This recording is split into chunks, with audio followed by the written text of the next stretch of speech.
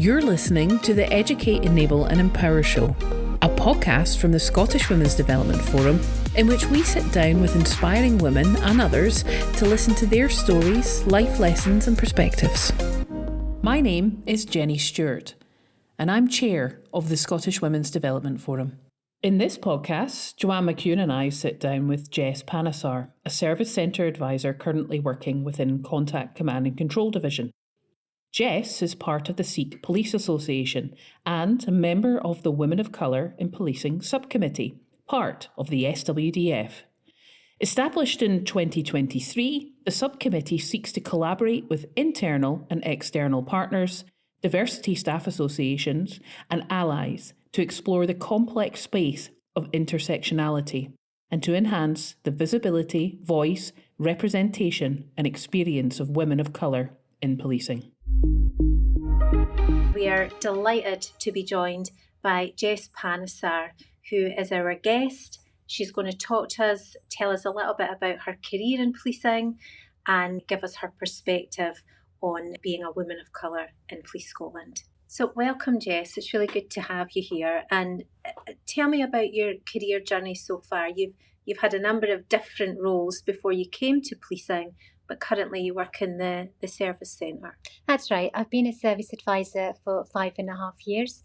And as you rightly mentioned, I've had many other roles previous to this, but this one gives me the greatest job satisfaction, just because you are helping so many people.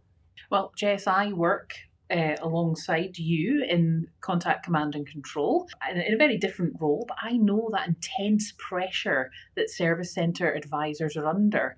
What do you enjoy most about your role, or indeed any previous roles you've had?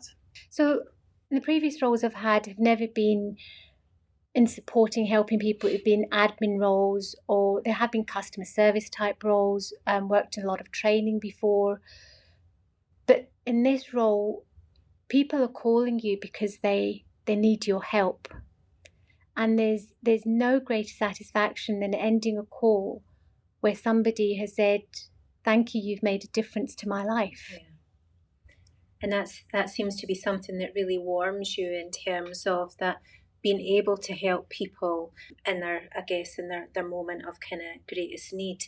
Was that what inspired you to take up a career in policing, or was what kind of drew you into it? So I'm a practicing Sikh, and the ethos of Sikhism is helping and supporting and service to humanity. So to help all people, and quite often I liken Sikhism to the police of humanity. We help, cultures, race, background, doesn't matter.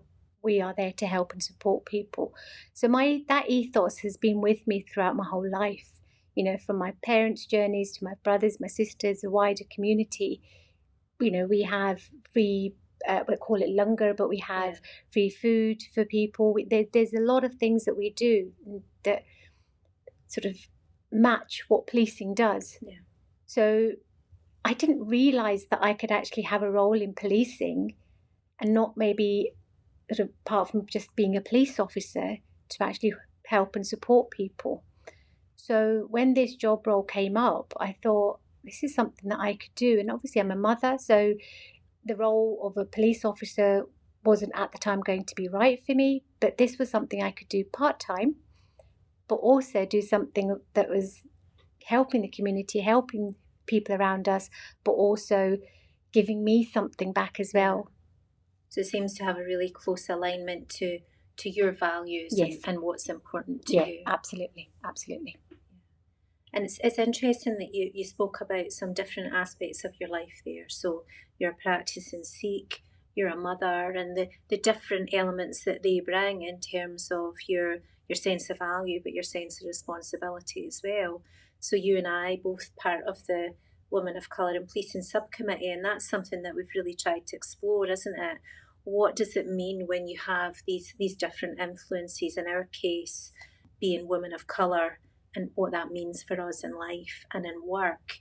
And I just wonder, we've spoken a lot about intersectionality, that complexity of layering things.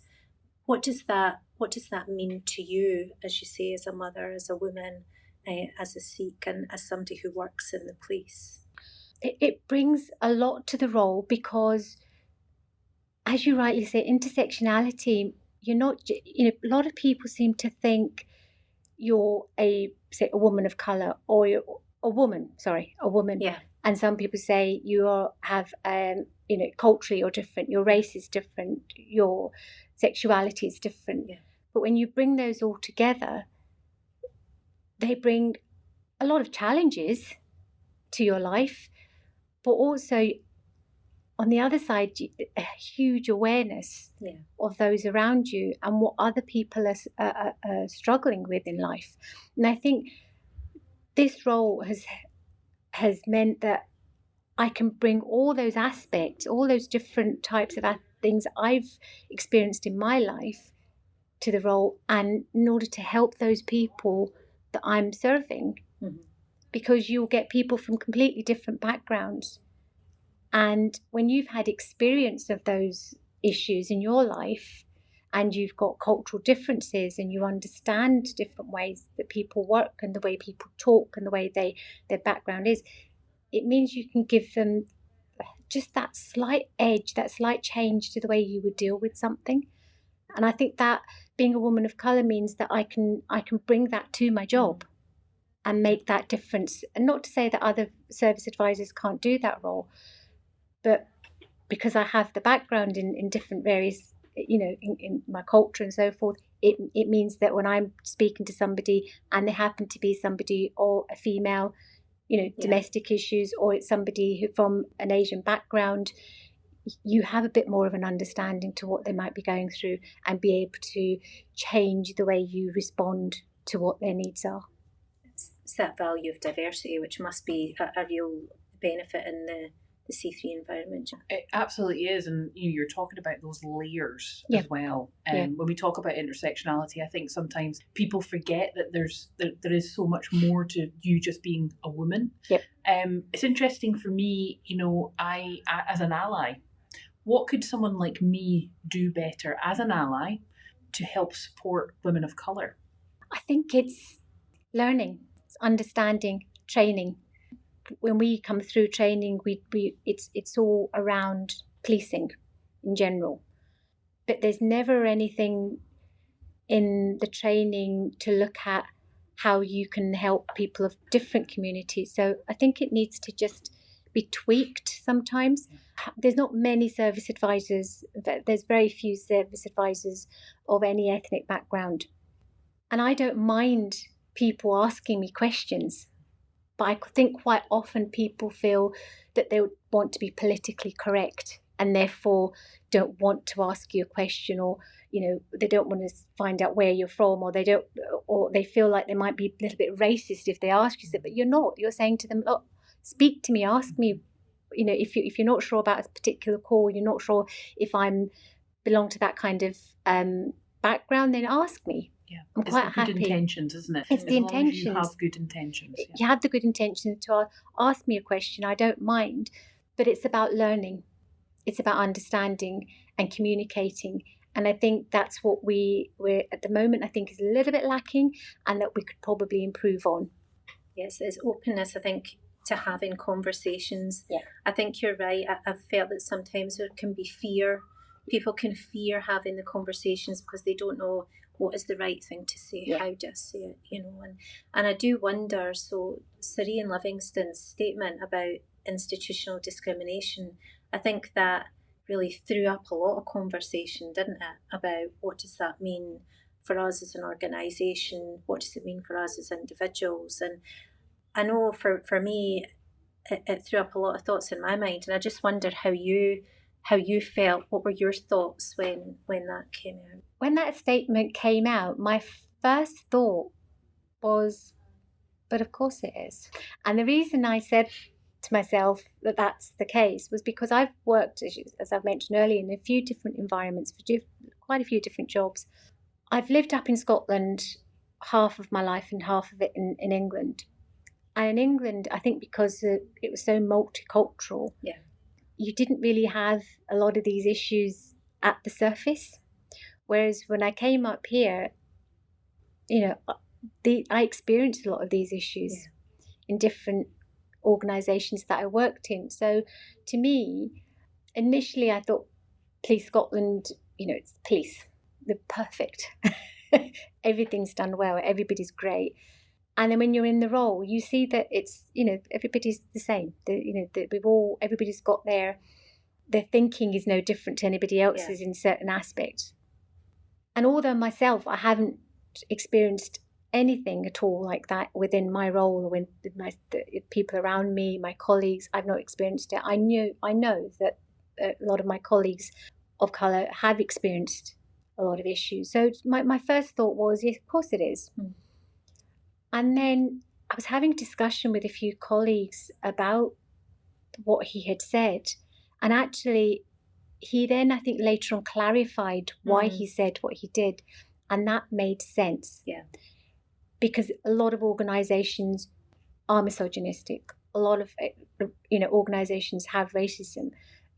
By bringing it to the forefront, we end up standing up and looking at ourselves. And only by doing that are we going to make a change. Yeah. So I think, in a sense, what he said, it was a good thing for policing, because it has made us sit down and think about what it is we want to do and how we want to now move forward, now that we've said it. And what was more important was that he said, because I've said it and now my organisation will look at itself, maybe other organisations who've been brushing it under the carpet will also now sit up and say, actually, maybe we need to look at ourselves as well. And I think what you're right there about is Sirian clarified his initial statement, because I think it was jarring and probably confrontational for people to hear, but he wanted to really clarify that piece about that he's not talking about individuals necessarily, but actually as an organisation, our processes, procedures, practices, what we do and how we do it is the challenge. And when we look at women of colour, we know that not just in Scotland, but right across the UK, underrepresented in policing. And that's one of the things that we, the SWDF, are going to try and lean into and help the organisation in relation to that. What do you think? I know you've spoken about, doesn't have to be officers, there's staff roles, highlight the range that exists in policing. What do you think would work to help encourage women of policing, maybe not just to come, but also to stay in a role in policing? So you've got to bear in mind there's not many women of colour in policing. One of the issues that I found is that because they're not understood, they end up leaving because they don't, or they feel like they're separate. Everybody else is different to them, and they feel isolated, and therefore they'll either leave or they won't join at all because they don't want to go in an organisation where they fear they're going to be the only person in that organisation. It has to start, I think, even before people join. I've spoken to friends. I spoke to a friend of mine who I hadn't seen for some time. She was just chatting to me about what I was doing now, and I explained that I was a service advisor. And the first question she asked me, what's that? I don't even know. And then it said, look, I take 101 calls and 999 calls. And it was almost as if she didn't even know that. We know that there's somebody at the end of a line, but she didn't realise that was an actual job that she could do. She thought, I didn't realise. She thought that it was something that you had to be extremely trained in, or you were a police officer that moved into that role. And I said, no, Police Scotland doesn't just have police officers. There's a whole host of staff and service advisors. And I said, and it's great because I can work part-time, I can work around my family, you get the job satisfaction. But she didn't, and she's an intelligent woman, she's got a career, she had no idea that you could have other roles. So when I speak to people, they don't know that these roles exist. And culturally, a lot of women of colour tend to come from backgrounds where it's considered a dangerous job going into, because all they see in policing is a police officer. Yeah. So when you say, well, actually, there's so many other roles and they're really great roles and you're helping you're supporting, you can go into accountancy, there's so many IT, but all within policing. But I don't think we push that. Yeah. So I think if it's about getting people in the door and actually marketing ourselves a little bit better and going out and saying to communities that we're here, and not just seeing police officers, but seeing police staff going out. And I think that's where it would start. And then we'll get more women of colour in policing. Mm-hmm. And once we're in, I think there are more challenges. But if there is not enough women of colour in policing, it is challenging to then look at the issues and bring those about. And I think that's where I would start. Yeah, so almost the more you have, the more it brings more voice, doesn't it? And more people to say. We were talking about that earlier, weren't we? Yeah, absolutely. I said I'm one of the very few service advisors from the ethnic minority. Mm-hmm. But if I don't stand up and say, well, actually, why don't we have a more diverse staff force here? If I'm not there to say it, then that's not noticed. The clock still keeps running. That's it. Yeah. Nobody's going to notice it. So the more people we have coming in within the roles, the more of a voice we have, and the more we can look at these issues and challenges. And for my particular role, I feel that it's more important for police officers and for service advisors, because we are dealing directly with the communities we serve. So we need to have more of an understanding. I think that's absolutely key, because we need to represent the communities we serve. And if we're not doing that, then surely at some point we're failing our communities. So, we don't have that diverse representation as you're talking about. So really, really interesting perspective. I never actually thought of it like that. Yeah, absolutely. And that's what we should be doing. We should be representing our communities. And if we don't understand our communities, how do we represent them? Yeah. And I think I always really like listening to you, Jess, because you make that important point about staff and officers and how, as a team, we serve communities, how important staff are in delivering that service in a variety of different ways. And just linking into what you were saying there, so I suppose we're thinking of what works, and we know policing together, so that's the organisational activity, if you like, that is looking at equality, diversity, inclusion, all of those challenges that sit around Syrian's statement. And where we first met actually was policing together in Sempre event, and I heard you speak really passionately. For me, hearing those conversations, hearing the experiences of officers, I think that's been a really excellent part of the policing together activity. Is there anything that you would pull out that you think is working so far that we need to do more of, or is there anything that you would recommend that we need to lean into more? We're talking. Yeah. And that is always going to be one of the best things we can do. Starting that conversation initially is something we need to do, because if we're not even having the conversation, nothing's going to happen. Yeah. So now that we're talking, this is great, but it's about now looking at the whole of policing, I think, in not just pockets of it, mm-hmm. because one part can work, but if the other section doesn't, then you kind of bottleneck, you get stuck. Mm-hmm. So we do need to, and I think it's a brilliant setup, looking at policing, looking at the diversity and the inclusion, but it has to once we've talked about it, then it's up to the senior management to start, I think, listening to middle management, to listening to the actual staff and looking at their views and understanding what they're saying. When I came to this meeting that we had, the Positive Action Team meeting, as you recall, I was the only service advisor there because I felt isolated, because I felt like as I mentioned before, there's very few service advisors from an ethnic background or a woman of colour. And if I don't have that conversation to start, that's great. I've had the conversation. I'm here today talking about it.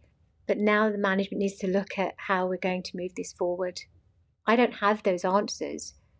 But if we can have a conversation, if we can start looking at where to go from here, looking at How do we bring in, what were the difficulties from somebody initially from applying for a job to then getting through the selection process? Where's it failing? And then having a look at when they're coming in, why are they not staying? And let's have those conversations. But if we don't have a diverse workforce, who are we going to ask? So it's a bit of a paradox, isn't it? But having the discussion, I think, is key. And now it is about looking at parts, the cogs now, and saying which one is it that we need to tweak so that we can actually start things moving and getting the diversity within the workforce. And keeping the conversations going, isn't it? Because I think it's not going to change overnight. Change doesn't happen overnight, does it? Doesn't happen overnight. And it's so key to the job we do. We just are going to fail our communities if we do not start looking at these issues and looking at how we can police them. There are many communities at the moment who feel that the police don't work for them, that they won't. There's so many people that won't even go to the police because they say, well, they don't understand my needs, they don't understand what I'm going through. And one of the issues I brought up, which is a huge issue at the moment, as we've been talking about it for quite a long time, is domestic abuse. Domestic abuse, when a service advisor speaks to somebody on the phone, if they don't have the understanding of and there are different types of domestic abuse. Officers are very well trained. They go out and they have a series of questions they ask them. We don't have those questions to ask them because we're just taking the initial call. If we don't understand that person's background, we could be failing that one person, and that can make a huge difference to that person's life. So from that aspect, I think it's really key that we start looking at it from the beginning and saying, right, we need to get more staff in from different backgrounds and start looking at how those people can now serve the community better. Because I thought it was really interesting when you spoke about that. We might think about things like maybe a language barrier and how we can deal with that, but actually it was much more subtle than that when you spoke about it, and you said, it's understanding what family means in certain communities, and the presence of somebody being there, how that might influence that person. And these are really subtle things that you just may not pick up if you weren't aware of that. Absolutely. So just an example, we had one of my colleagues at work had a drop 999 call and they couldn't understand what the person was saying. He said, I think he was speaking in a different language. And I looked at the name and I said, actually, maybe they speak a similar language to me. Let me have a wee listen. And I called back, and what was said in that call made the difference to him actually putting the call on and getting officers out, because it didn't sound like he was saying anything. But when I heard it, I said, actually, there's something in that. I think you need to put this on. What a difference that can make to somebody's life. And we need to look at that. Because I'm very passionate about the domestic abuse side, when we were looking at training, and I like to learn all the time. I like to it's just I've always wanted to learn more about things and learn more about people, learn more about my job and challenge myself. So there was a domestic abuse course mainly open to police officers, but I thought, why is it not open to staff? Why is it not open to service advisors? Because I'm that first person he or she is going to speak to, because we've got to remember it's males and females and non-binary people. It could be anybody, right? That somebody could be speaking to us, and we need to understand we're not trained fully on domestic. We're given some training.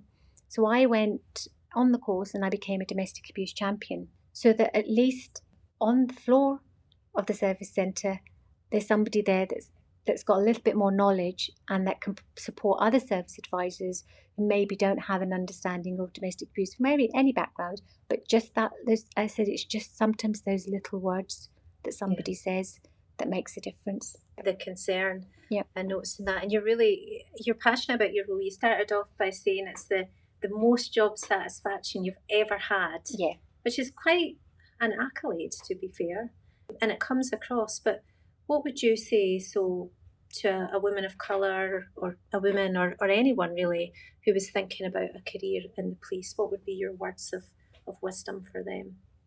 Do it. What are you waiting for? Like any organisation, and I don't want to sound like I'm putting Police Scotland on a pedestal.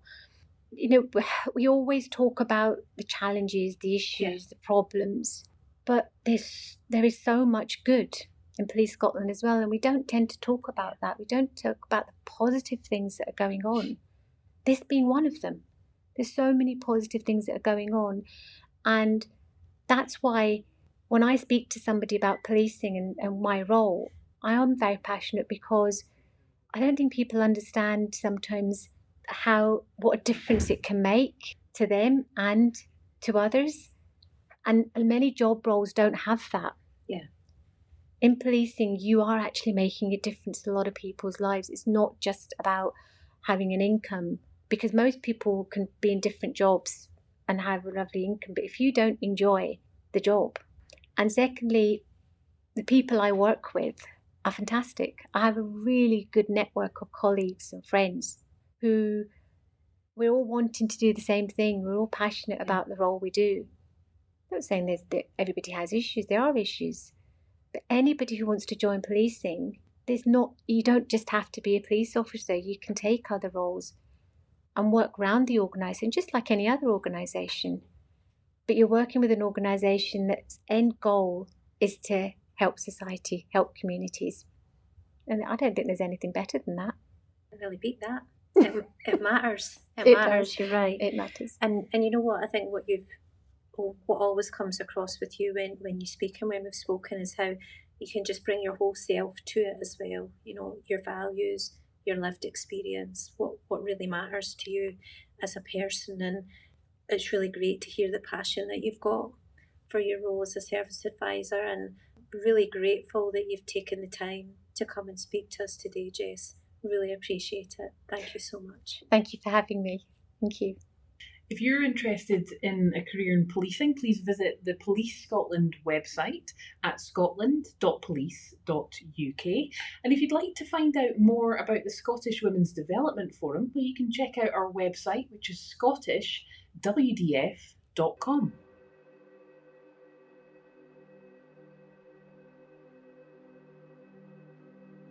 This has been a Twa Bold Lassies production for the Scottish Women's Development Forum.